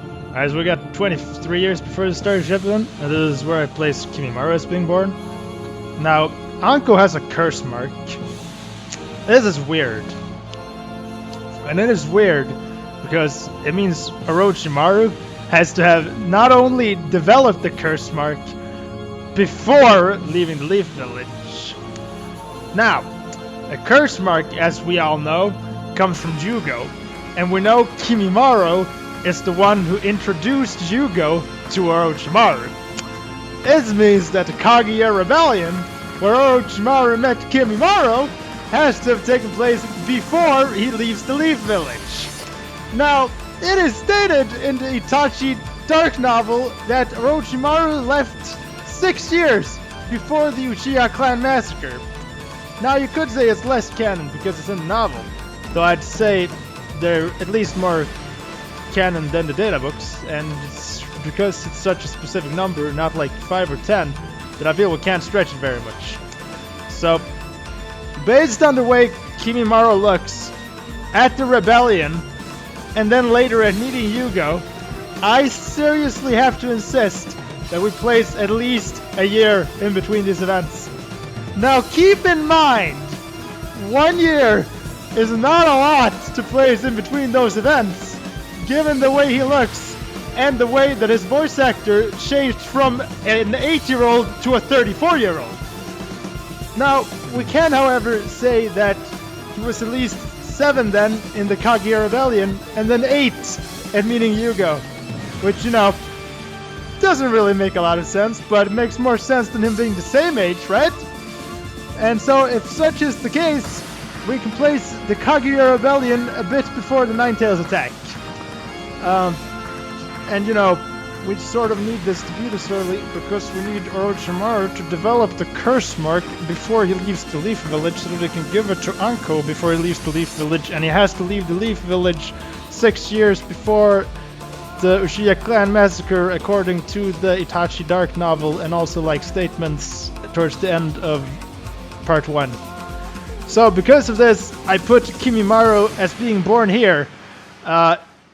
I don't think he would have been any younger than 8 at meeting Yugo, etc. It's a little bit older than he is in the data books, but otherwise he would have to be like, I don't know, like 5 when he meets Yugo, which, you know, I don't really like the fact that he's 8, but as I've mentioned, this is all a balancing act, so like, you know, we try to make him as old as possible here, but I mean, we also don't want to stretch it too much from the data books. So like, maybe you could have another option would have been to make him like 5 years older, so that, you know, he would have went from 12 to 13 between these two events, which, you know, he could have hit puberty or something. But then we would, you know, have to age him up by like 5 years, and I don't really want to do that. Then it would have to been like 26 or 23 when everything happens, which or 20. No, he would have happened. Yeah, it would have been like 26 when he's in the show, which I don't know. This you could do that, but I put him as being a little bit younger, essentially, because like the data books and just his stated age and everything. Even though, given the events, we do have to age him up a little bit. I didn't really want to age him up too much, though you could make the case that you would want to age him up that much, because you want him to go from like 12 to 13 between the Kaguya Rebellion and him meeting Yugo, rather than 7 to 8 as I put it. Alright, so we have 22 years before the Star Shippuden. We have Haku, which has moved a little bit. Haku's reasoning is sort of like similar to Kimimaru's. Him and Sabusa run into Kimimaru at the Kaguya Rebellion, and at this point, I'd say that him and Sabusa had to have been together for at least 2 years. 2 years doesn't really work though, so we can stretch it and say 1 year. When they met, Haku has got to be like at least 5 in the flashbacks. The dog one is a good example. 4-year-olds don't act like that. Like the flashback where he steals the bread and that. Therefore, I say that Haku has to have been like at the very least 5 when he meets Sabusa. So then they spend 1 year together, which honestly IMO was too short. Then the Kaguya Rebellion happens, where Sabusa regains, then reloses the sword, and then they go on to do other stuff, etc. The reason I don't make Haku older is because I don't think he'd be 20 when he's fighting Team 7. So I put 19 as his absolute limit here, which means we can just sort of make his age work by placing his birth year here. Though that also means we can pinpoint the events of his life, which, hey, that's the whole fun of this, isn't it? You know, we can actually pinpoint the age, pinpoint where all this, the events of his life happens, because we know that, like, okay, he can't be older than 19 when he fights them. And, like, he has to be at least 5 here and this and that, which, you know, is sort of the whole fun of this. It allows us to actually place the events at specific dates, because we really have to, you know, stretch things when we're talking about the Naruto timeline, like, as absolutely far as reason permits, in order for it to actually make any sense. And the fun thing about this is that it actually almost makes sense if you stretch everything as far as reason permits. So, you know, we stretched him fighting Team 7 at being age 19. Okay, that's just about as far as reason permits. And then we stretch him, the dog-eyed 5 years old, is just about as long as reason permits. So that actually allows us to sort of pinpoint these events, which I think is like the whole fun of this, honestly. And obviously this is not what Kishimoto planned at all, but it's fun that it actually sort of almost works in that sense. So that's the whole reason why I'm sort of doing this as well, is because I find it fun to do that. So yeah. Alright, so Itachi also was born here. At the Shiya Massacre, he's 13. We know that Orochimaru leaves the Akatsuki 7 years before the ends of Part 1, as is stated in the manga. And then if we assume that him leaving the Akatsuki takes place the same year as the massacre, we get this birth year for Itachi, which is a 1 year deviation from the data books, which I believe to be more than justified, given I give the manga precedence to the data books. Alright, so 21 years before the Star Shippuden, we have Sasori assassinates the 3rd Kazekage, which starts the 3rd Great Ninja War. We of course know that Sasori assassinates the 3rd Kazekage, and it is also stated by Kankuro or Tamari or someone, I don't remember, that when the 3rd Kazekage died, the enemy took the chance to invade.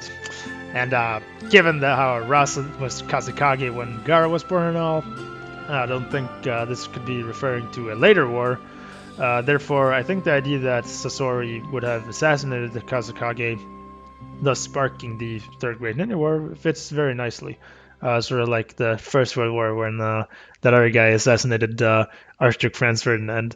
I think it just, you know, it fits quite well. It would have almost certainly been the Stone Village who invaded the Sand Village, in which they would have possibly had the Mist Village's backing or something along those lines. Konoha, on the other hand, may have assumed that the Cloud Village was behind the assassination for some reason and attacked them, which caused the war to look as it does. Or they may have assumed that the Mist Village was behind it and attacked them. The Cloud and Mist way allies. There are possibilities here. Either way, we do know that everyone was at war against Konoha, since we see shinobi from all villages fighting them during the war. The evidence for this war's participants is also much more solid than for the previous two wars. Alright, so starting out with the war and the stone village and the war. So from geography, it's fairly certain that it was the stone village who invaded the sand village. The stone ninja who fight Team Minato, and much later Minato kills 1,000 stone ninjas, and it is this peace treaty which ends the war when it is signed. From this, we can figure out the stone village fought against Konoha for the entire war.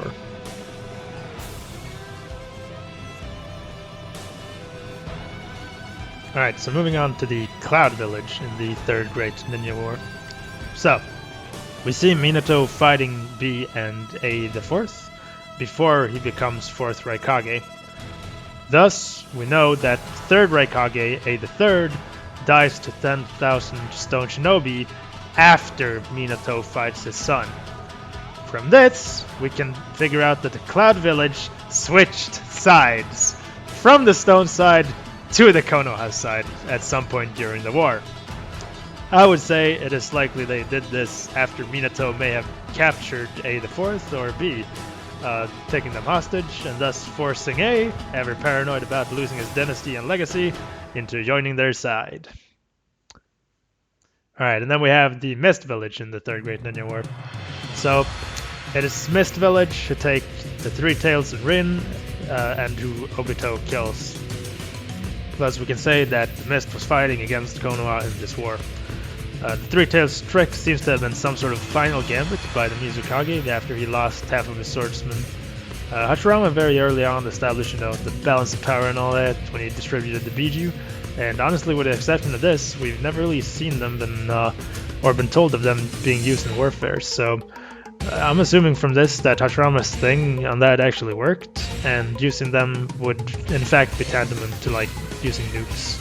So the fact that the Mizukage considered doing something like this is also evidence that, maybe he's kind of like Putin, he's kind of, he's been growing more and more mentally unstable as tyrants often do, which lends credence to why Zabuza and the others would have tried to assassinate him, even if that was before, but, maybe he was growing more unstable and they decide to try and assassinate him, and then he, becomes even more unstable and then he tries something like this.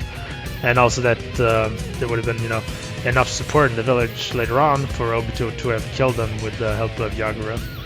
And Kisame and Juzo would likely have been examples of, supporter of such actions to have taken place.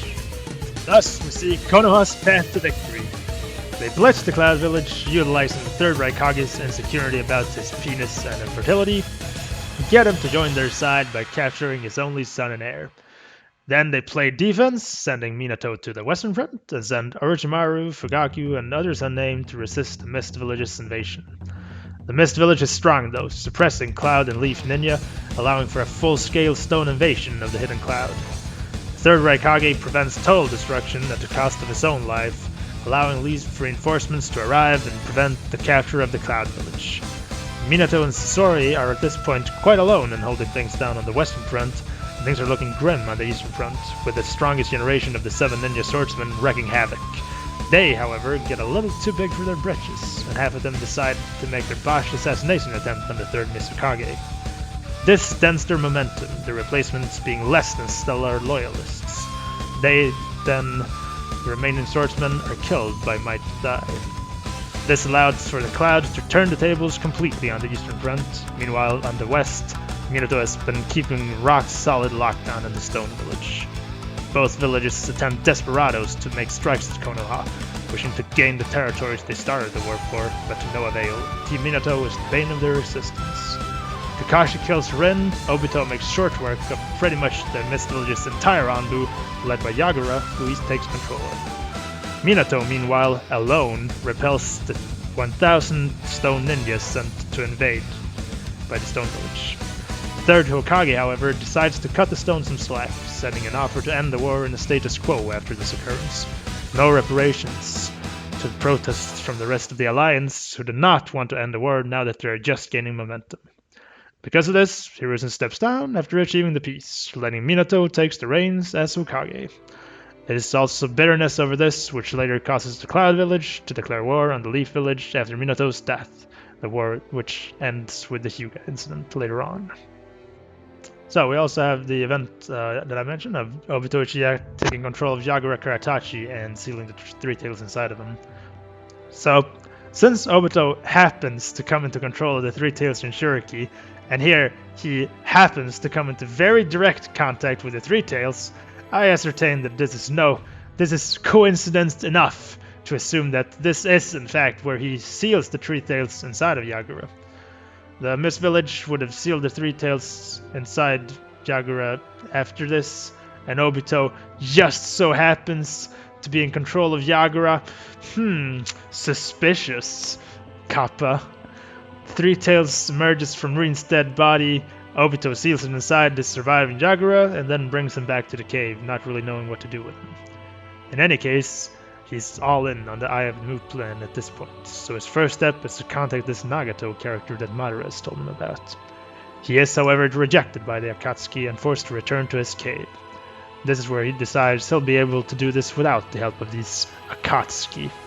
He has heard that the third Mizukage is paranoid, surrounding himself with Anbu and not popular at all. People think he's crazy and try to use Biji in battle. What would be more perfect than to send the one person he would trust, the Anbu captain in charge of his crazy Biji plan, back to assassinate him. He uses Yagura to infiltrate the Mist Village, having his puppet tell the third Mizukage's men he was the only survivor of a surprise attack by an unknown foe, which he will only tell the third Mizukage about, and that he made himself the Three Tails Jinchuriki as an emergency solution. The third Mizukage compliments him on his commitment to secrecy. He scolds him harshly because he did not finish the mission by killing himself inside of Konoha. Obito, along with his puppets, is having none of that though, sucking the old man into the Kami dimension and murdering him. He then has Yagura announce to the villagers that the tyrant is dead, and from now on he shall lead them. This sparks uproars. Many killings occur, among which Kisame kills his master. Obito quickly had sensed with him that him and Kisame were the same, and had kept a bit of an eye on him ever since. He now approaches him and reveals everything to him, making him his number one guy. At the end of the day, the Yagura supporters are victorious, and it's a new day for the Hidden Mist Village. Hurrah! Obito and Kisame, possibly along with Juso and others, then plan out how they are going to capture the Biju. They sign Hiruzen's peace treaty without hesitation. They'll break it when they make their move. It's not like their reputation is going to matter once the world is over. Major setbacks comes in the Kagura Rebellion, which breaks out next year. The vicious clan viewing the Mizukage as weak, but Obito sends those bitches straight. Later that year, he makes his move on Konoha with a Nine-Tails attack.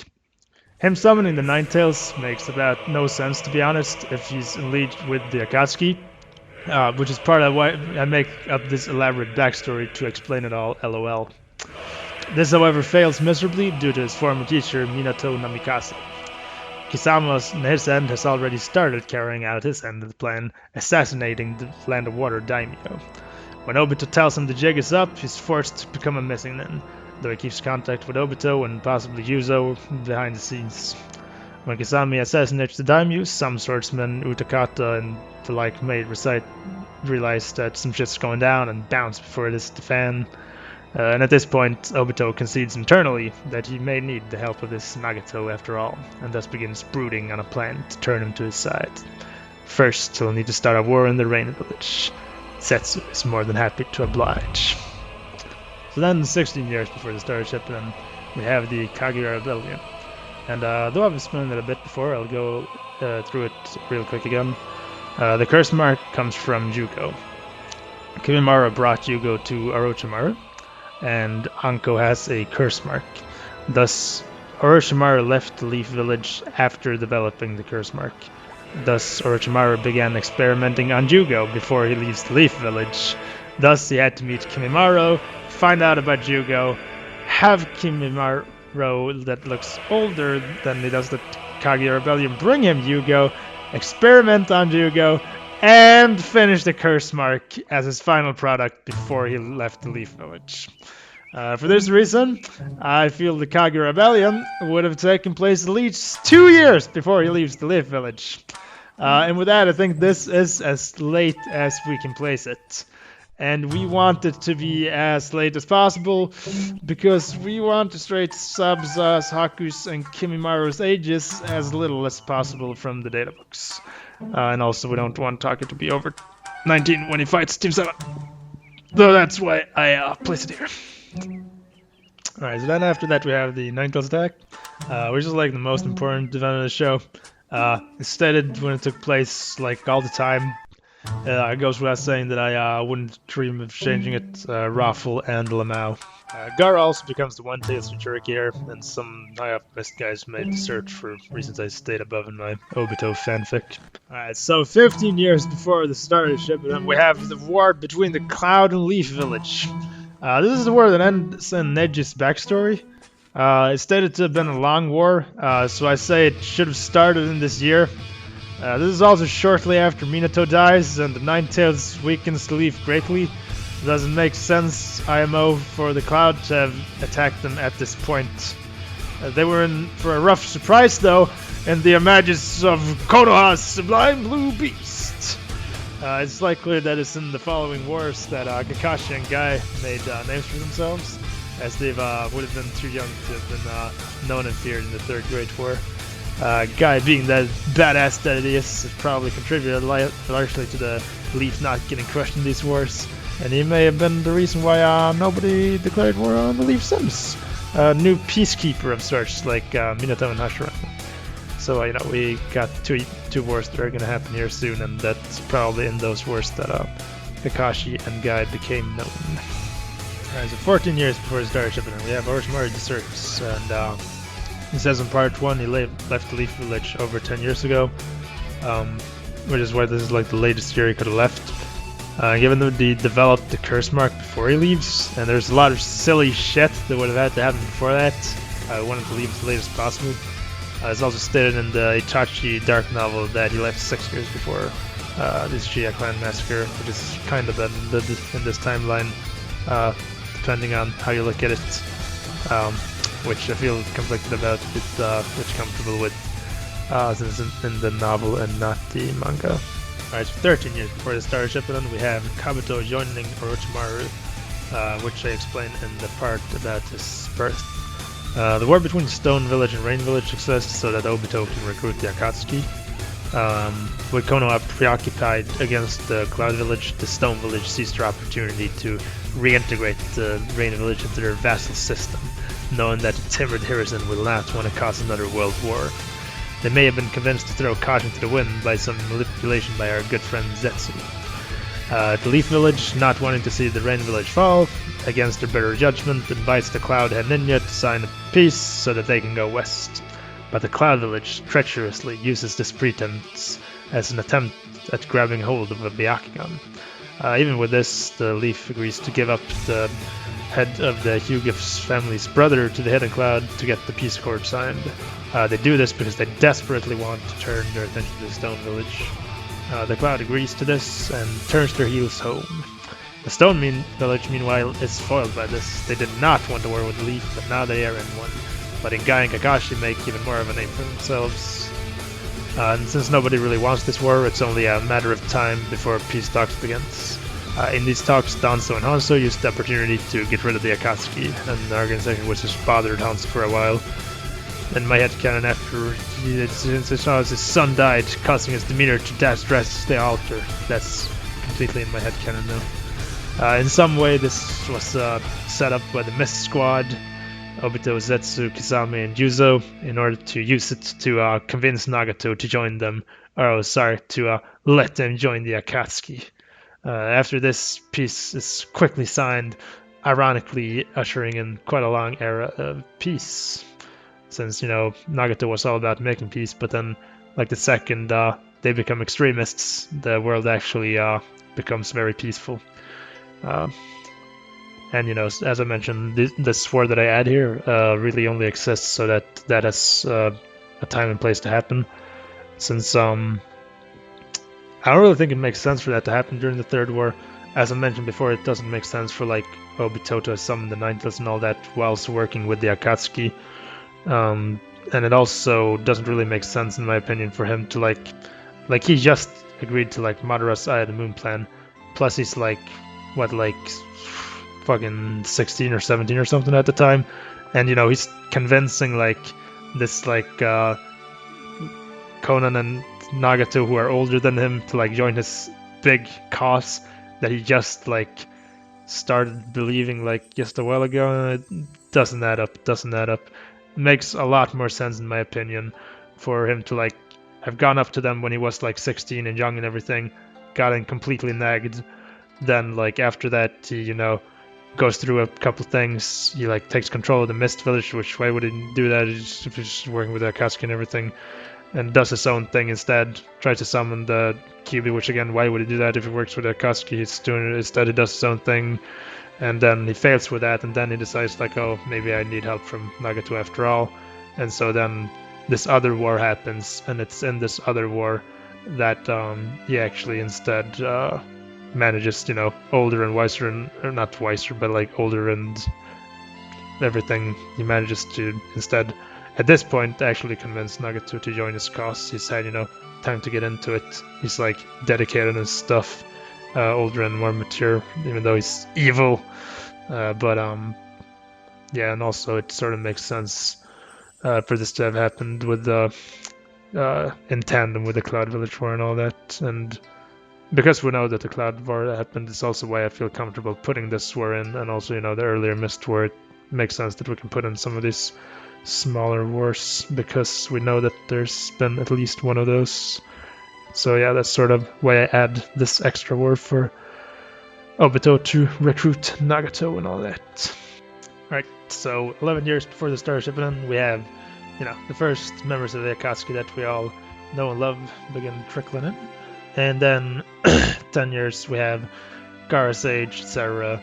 I put Orochimaru's join date here since he needs some time to do other stuff before, and he should have been a member for at least 1 year, given how the other Akatsuki members talk about him later. Itachi also gives Sasuke a really sick back ride in this year. And so 9 years before the Starship, then we have the Uchiha clan massacre, Itachi and Orochimaru. And at the end of part 1, we were told that Orochimaru left Akatsuki 7 years ago. We also know Itachi was 13 at the time. This means we only have to move Itachi's birth year 1 year up from the data books to make this add up. Make him 1 year older to make this add up, since the treat manga is more important than the data books. In any case, this is 7 years before the end of part 1. And since Itachi causes Orochimaru to leave the Akatsuki after he's joined, the Uchiha clan massacre, and Shisui's death is obviously right before this, etc. Alright, so 8 years before the Starship Shippuden, Kagusa mentions the phases of the Akatsuki's plan. It's likely the meeting when Orochimaru left was meant to establish this. They will now assemble their members, and it's time to begin. Kagusa gets many unnamed partners in between here and Hidan, and since Orochimaru has left, Sasori has one unnamed partner between him and Deidara. Deidara doesn't join until later, because Kisame has to be there for that, and he doesn't officially join until Yuzo dies. Alright, so 7 years before the Starship Shippuden, we have Kisame joining the Akatsuki, and it shouldn't take place much later than this. It has to take place before Deidara joins, and this and Sasori's dynamic indicates that they've been together for quite a while. Same goes for Itachi and Kisame.